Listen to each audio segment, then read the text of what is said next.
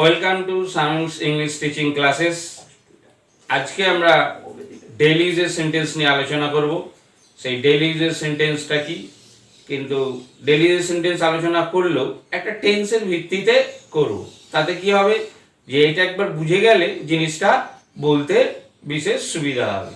সেই টেন্স আজকে আমি তিনটে টেন্স নিয়ে আলোচনা করছি। তিনটে টেন্স কি? Simple present, simple past, simple future. অর্থাৎ এই টেন্সের উপরে লাইনগুলো আমরা সব সময় বলি, অলওয়েজ আমরা এটাকে ব্যবহার করি। তা কিভাবে সেটা আমরা বলি? সিম্পল প্রেজেন্টটা হচ্ছে কি, যে আমি একবার বলে দিই যে আ এ ই ও উন্তস্তা ভার্বের মধ্যে থাকবে, তখনই আমরা কি করব? সিম্পল প্রেজেন্ট টেন্সটা ব্যবহার করব। সূত্রটা কি? Subject first verb object, subject first verb object. যখন সাবজেক্ট ওই চারজন হবে, হি সি ইট ও কোনো নাম, তখন ভার্বের সাথে এস বা ইয়েস দেবো। কোন ভার্বের সাথে এস আর কোন ভার্বের সাথে ইয়েস এইটা জানার জন্য দেখবে একটা ভিডিও আপলোড করা আছে, এটা দেখে নেবে। কারণ অনেকে কিন্তু জানে না যে কার সাথে এস দেবো, কোন ভার্বের সাথে, আর কোন ভার্বের সাথে ইয়েস দেবো। কখন? প্রেজেন্ট ইনডিফিনিট টেন্সের ক্ষেত্রে। যেমন আমি খাই, এই দেখো হর্ষই রয়েছে, তাহলে কি হচ্ছে? আই ইট, আমি খাই, আই ইট। যখনই হর্ষই বলছি তখনই আমি মাথায় রাখতে হবে একটা সাবজেক্ট আর একটা ফার্স্ট ভার্ব। সে খায়, হি ইটস, এই একটা এস দিলাম, হি ইটস। তাহলে এই যে এস বা ইয়েস দেবো যদি ওই চারজন হচ্ছে কি হয়? সাবজেক্ট হয় প্রেজেন্ট ইনডিফিনিটের ক্ষেত্রে। তাহলে আবার ভার্বটা খেয়াল রাখতে হবে, আ এ ই ও এবং উন্তস্তা, এইগুলো আমাদের হচ্ছে প্রেজেন্ট ইনডিফিনিট বা সিম্পল প্রেজেন্টে ভার্বের মধ্যে থাকে। বোঝা গেল? এবার যাচ্ছি কি সিম্পল পাস্টে। সিম্পল পাস্টে কি থাকবে? ভার্বের মধ্যে, মানে পাস্ট ইনডিফিনিট ভার্বের মধ্যে ল ম বা ম থাকবে, ল ম এইটা থাকবে। দেখো আমি উদাহরণে যে আমি খাই বলেছিলাম, এবার আমি যদি বলি আমি খেয়েছিলাম, তাহলে ল ম চলে আসলো। জাস্ট কি বলবো, এটা যখন কথা বলার সময় কি বলবো? সাবজেক্ট আর একটা সেকেন্ড ভার্ব দেবো, সাবজেক্ট সেকেন্ড ভার্ব অবজেক্ট। আমি খেয়েছিলাম, আই এট। তাহলে যখনই আমি ল ম দিয়ে যে কোনো ভার্ব আনবো, পরে আমি এটা আরো কোশ্চেন আনসার করছি স্টুডেন্টদেরকে নিয়ে, তখন তোমরা আরো যারা ভিডিওটা দেখছো বুঝতে সুবিধা হবে যে যখনই ল ম থাকবে কি আনবো? সাবজেক্ট আর সেকেন্ড ভার্ব। আমরা একদম রোজ বলি আমি স্কুলে গেছিলাম, আমি রান্না করেছিলাম, আমি ছবিটা এঁকেছিলাম, দেখো সব ল ম রয়েছে। তাহলে কি দেবো? সাবজেক্ট দেবো, সেকেন্ড ভার্ব দেবো, অবজেক্ট দেবো। আমি যে লাইনটা আবার রিপিট করছি, আমি খেয়েছিলাম বা আমি ভাত খেয়েছিলাম, আই এট রাইস। হয়ে গেল তাহলে আমাদের দুটো টেন্স। নেক্সট আসছে কি? সিম্পল ফিউচার বা ফিউচার ইনডিফিনিট টেন্স। এর মধ্যে কি থাকবে? ভার্বের মধ্যে দেখো ব বে বি থাকবে, ব বে বি। সূত্রটা যদি বলি কি? Subject will first verb, subject will first verb. যে আমি ভাত খাবো, আমি ভাত খাবো, তাহলে আই উইল ইট রাইস। যখনই ব বে বি আসবে কি হবে? Subject shall will first verb. স্পোকেনের ক্ষেত্রে আর শ্যালটা এখন ইউজ নেই, সবই উইল বলা হচ্ছে। Subject will first verb object. আমি ভাত খাবো। তুমি যত ব বে বি দিয়ে করবে সূত্র কিন্তু এটাই হবে। ডেইলি ইউজের সেন্টেন্সে আমরা কিন্তু সবসময় এরকম বলছি আমি খাবো, মা বাজারে যাবে, বাবা বাজারে যাবে, মা রান্না করবে, সে ঘুমাবে। তবে এরকম তুমি অজস্র 50, 100 কিন্তু এরকম সেন্টেন্সেস তুমি কি করতে পারবে? মেক করতে পারবে। তাহলে তোমাকে কিন্তু এই জাস্ট সূত্রটা আমরা ডেইলি ইউজের সেন্টেন্সে যে মুখস্থ করছি, মুখস্থ করার সাথে সাথে যদি ব্যাপারটা বুঝে যাই, বুঝে যদি আমি একটু মুখস্থ করি, তাহলে কিন্তু ব্যাপারটা আরো অনেক ইজি হয়ে যায়। আর যদি না বুঝে মুখস্থ করি তাহলে একটু হচ্ছে কি সময় লাগে। আমরা ভাষা তো শুনতে শুনতে শুনতেই মুখস্থ করি, সময়টা বেশি লাগবে। যখনই কেউ যারা একটু বড় আছো এই যে, তারা কিন্তু একটু ব্যাপারটা যদি বুঝে যাও, তাহলে ব্যাপারটা আরো হবে, ইজি হয়ে যাবে ব্যাপারটা। আবার বলি আজকে তাহলে present indefinite, past indefinite, future indefinite, তিনটের কিন্তু টেন্সের আমরা কি করছি? ডেইলি ইউজের সেন্টেন্সেস হচ্ছে আলোচনা করছি। যে জাস্ট আমাকে মাথায় রাখতে হবে, আবার আ এ ই ও এইগুলো থাকলে হচ্ছে সাবজেক্ট ফার্স্ট ভার্ব অবজেক্ট, ল মা থাকলে সাবজেক্ট আর সেকেন্ড ভার্ব অবজেক্ট, ব বে বি থাকলে subject shall will first verb. আশা করি তোমরা খুব ভালোই বুঝে গেছো। এবার আমি যারা আমার স্টুডেন্ট রয়েছে তাদেরকে আমি একটা টেস্ট করে দেখছি, যে এই আলোচনা টেস্ট বলবো না, যে আমরা একটু ডিসকাস করি যে তারা বুঝতে পারছে কিনা। তাহলে আমি এখন সেই পর্বটা যাচ্ছি।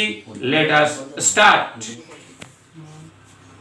আমি স্টুডেন্টদেরকে নিয়ে যেগুলো আলোচনা করলাম সেন্টেন্সগুলো, সেইগুলো দেখো বোর্ডে লিখে দিয়েছি, তোমরা এটা লিখে নেবে। এবং আমার যে ভিডিওটার আগে রয়েছে সেইটা এস বাই এস, যে বারবার কথাটা আসছে, এটা অনেকেরই কিন্তু খুব কনফিউজ হয়ে যায় অনেকে, সেটা ওখান থেকে দেখে নেবে প্লে লিস্টে গিয়ে। আর আমার তখন ভিডিওর সংখ্যা বেশি নেই, গেলেই এখানে তোমরা খুঁজে নিতে পারবে। আর লাস্টে যে বলেছিলাম কোশ্চেনগুলো, আমি জল খাই, আমি জল খেয়েছিলাম, আমি জল খাবো, কোশ্চেন মার্ক দিয়েছি। দেখি তোমরা কমেন্টে এগুলো লিখে টেন্সের নামটা লিখে দেবে। এইটা একবারই বুঝে গেলেই ব্যাস, মনে করবে অনেকটাই কাজ, 50% কাজ হয়ে গেল। মুখস্থ করার সাথে সাথে আমাদের কিন্তু একটু বুঝতেও হবে। না বুঝে মুখস্থ করা আর বুঝে মুখস্থ করা ডেইলি যে সেন্টেন্সের ডিফারেন্সটা কিন্তু এখানেই। যারা এখনও চ্যানেলটিকে সাবস্ক্রাইব করেনি সাবস্ক্রাইব করে নাও এবং আরও ফ্রেন্ডদের মধ্যে শেয়ার করে দাও। আর ডেইলি এগুলোকে প্র্যাকটিস করতে থাকো। Okay, bye. Okay, now students, are you ready? Yes, sir. তাহলে আমরা এখন কোথায় যাচ্ছি? কোশ্চেন আনসারে যাচ্ছি। যে তোমরা জাস্ট এই তিনটে বাংলাই কিন্তু বলবো, এই তিনটে টেন্সের বাংলাটাই আমি বলবো ডেইলি ইউজের সেন্টেন্সের, আমি আলাদা কিন্তু বলবো না। তোমরা জাস্ট খেয়াল করবে যে আই ও ভার্বের মধ্যে আছে কিনা, তাহলে সাবজেক্ট আর ফার্স্ট ভার্ব দিয়ে আনসার বলবে। লমা থাকলে সাবজেক্ট সেকেন্ড ভার্ব দিয়ে আনসার বলবে। আর ব থাকলে কি করবে? সাবজেক্ট উইল ফার্স্ট ভার্ব বলবে। Subject will first verb. Okay, now start. আচ্ছা, বলো দেখি একটা লাইন। আমি ফুটবল খেলি। আমি ফুটবল খেলি। I play football. I play football. আচ্ছা, এটা যদি আমি টেন্সের নাম জিজ্ঞেস করি, কোন টেন্স হলো? Simple present. Very good. ঠিক একই সাবজেক্ট রেখে আমি জাস্ট লাইনটাকে চেঞ্জ করছি। আমি ফুটবল খেলেছিলাম। I played football. I played football. আমরা জাস্ট কি করলাম? সেকেন্ড ভার্ব ইউজ করলাম। I played football. এবার আমি ফুটবল খেলবো। I will play football. I will play football. Very good. তাহলে হচ্ছে যে ব রয়েছে বলে কি করলাম? হচ্ছে উইল ফার্স্ট ভার্ব দিলাম। এটা কোন টেন্স হলো? Simple future. Simple future. Next হচ্ছে সে বাজারে যায়।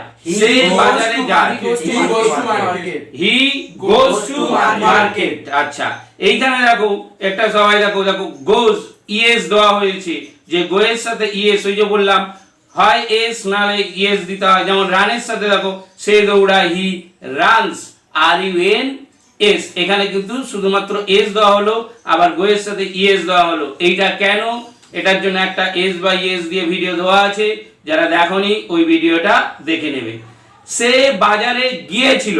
বলো, He went to market. He went to market. সে বাজারে যাবে। He will go to market. He will go to market. আচ্ছা, he will go to market. এবার যদি বলি তারা ভাত খায়।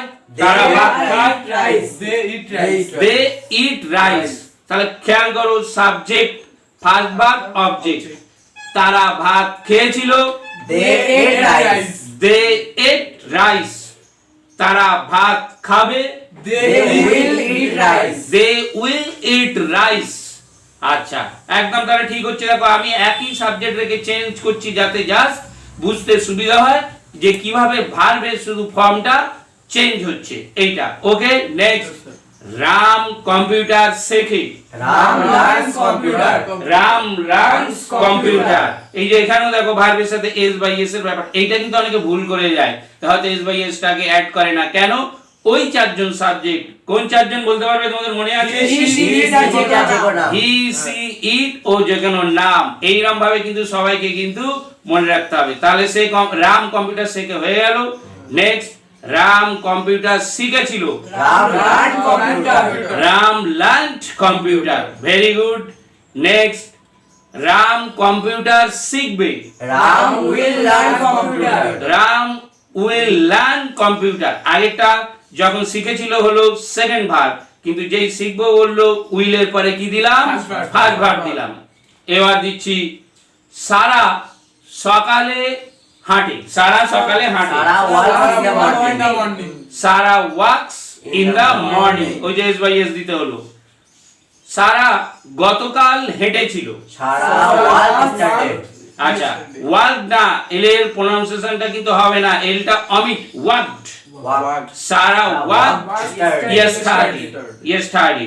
আচ্ছা, সারা আগামীকাল হাঁটবে। Sarah will walk tomorrow. Sarah will walk tomorrow.